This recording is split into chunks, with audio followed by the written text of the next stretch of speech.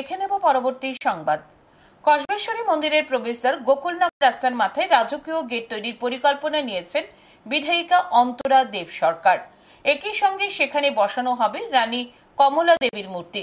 উন্নয়ন প্রকল্পে যেমনভাবে বদলে গেছে কমলাসাগরের প্রধান পর্যটন কেন্দ্র কসবেশ্বরী মন্দির চত্বর, এমনিভাবে বদলে গেছে কমলাসাগর প্রধান সড়ক সহ বিভিন্ন এলাকার রাস্তাঘাটের চেহারা।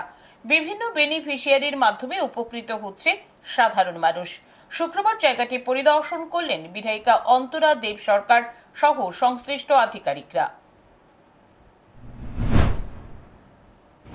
আমরা সুন্দরভাবে আমাদের ঐতিহ্য কসবেশ্বরী মায়ের মন্দিরের যে প্রবেশ পথ, এই রাস্তাটি যেন সুন্দরভাবে আমরা গেট বানাতে পারি এবং ডিভাইডার হয় এবং মিডলে মাঝখানে আমাদের কমলাবতী দেবীর, মহারানী কমলাবতী দেবীর যেন মূর্তি আমরা স্থাপন করতে পারি এবং দুই ধারে সুন্দর গাছপালা থাকবে, সবুজ বনায়ন তৈরি হবে, লাইট থাকবে। আমরা ওই দিশায় কাজ করে যাচ্ছি।